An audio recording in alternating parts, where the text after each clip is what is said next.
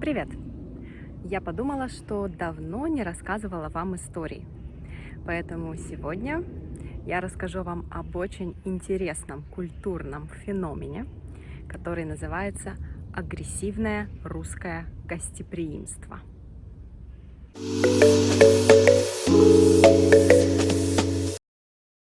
Если вы уже были в России и у вас есть русские знакомые, вы наверняка знаете, что мы любим ходить в гости и мы любим приглашать гостей.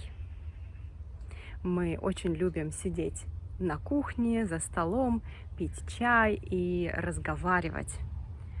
Конечно, при этом самое главное не еда, а разговоры и то, что мы проводим время вместе. Но, конечно, при этом мы и едим, и пьем, и это тоже важная часть нашей культуры. Это качество называется гостеприимство.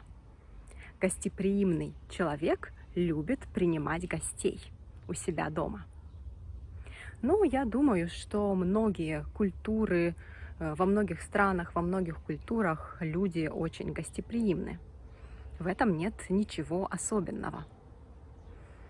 А вот о русской культуре говорят, что это агрессивное гостеприимство. Что это значит?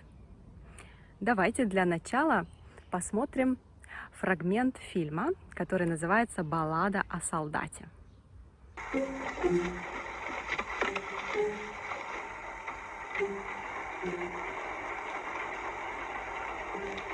Кушать хотите?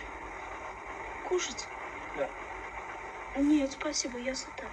Если хотите, то пожалуйста. Нет. Вы только не стесняйтесь. Смотрите, какое сало. Сало? Да, попробуйте. Ну, разве что попробовать. Мне маленький кусочек.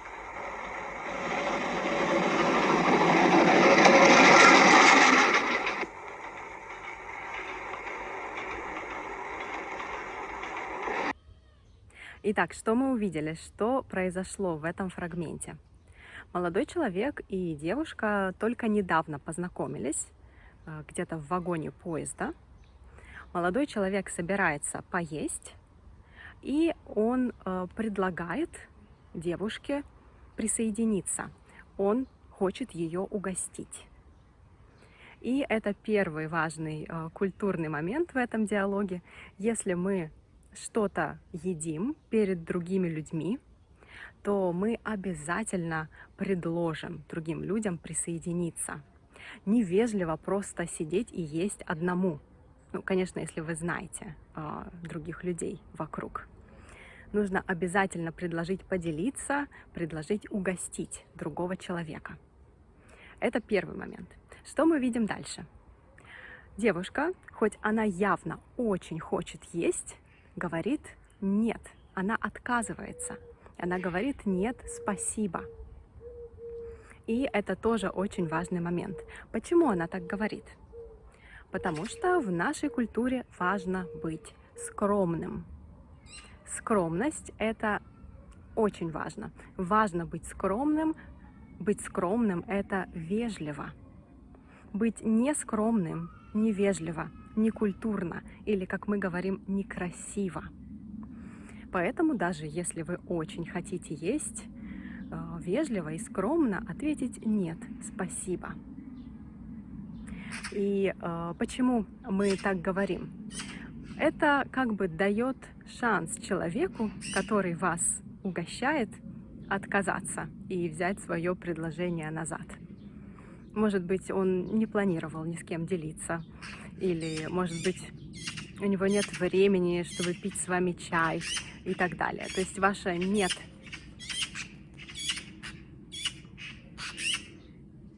Мне кажется, у птиц свое мнение по этому вопросу. И таким образом, когда вы говорите «нет, спасибо», вы даете человеку шанс отказаться от своего предложения. Но если человек действительно хочет угостить вас, он обязательно повторит свою просьбу, повторит свое предложение. И именно это мы видим в этом фрагменте, да? И чем все заканчивается? Голодная девушка в результате ест огромный бутерброд с большим удовольствием. Конечно, это просто фильм, плюс довольно старый фильм.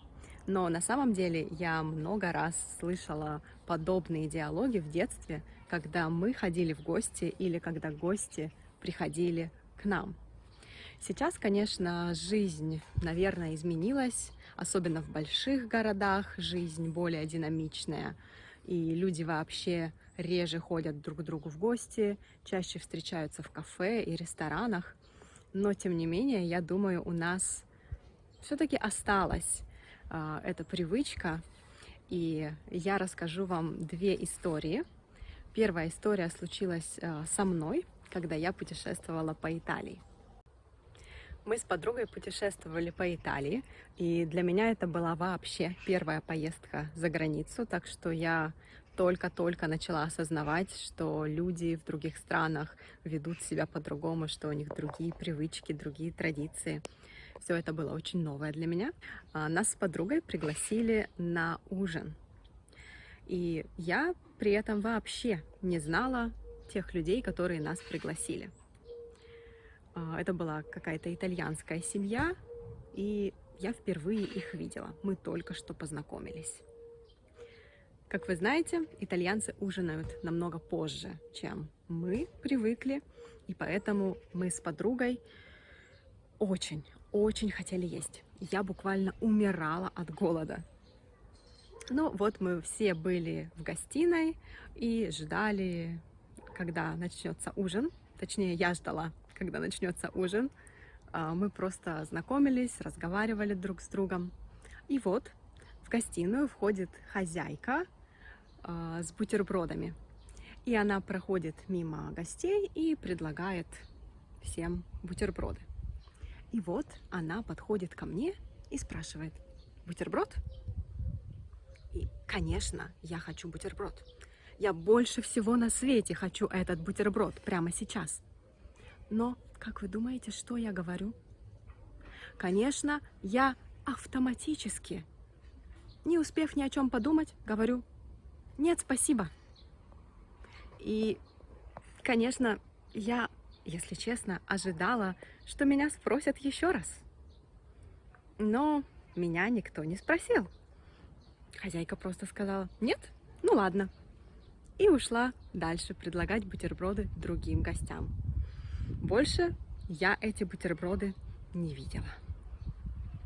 Конечно, история закончилась хорошо. В конце концов, мы поужинали. Был огромный, прекрасный, очень вкусный итальянский ужин. Так что никто не остался голодным. Но в тот момент я поняла, что не для всех «нет, спасибо» — это просто вежливый ответ из скромности. И не все будут предлагать вам еще раз, так как мы привыкли. То есть с нашей стороны сказать «нет, спасибо» значит быть скромным. И мы, конечно, знаем, что этот ответ часто ничего не значит. Именно поэтому мы продолжаем предлагать, продолжаем спрашивать еще раз. Точно не хотите? Может быть, все-таки попробуете? Ну, маленький кусочек.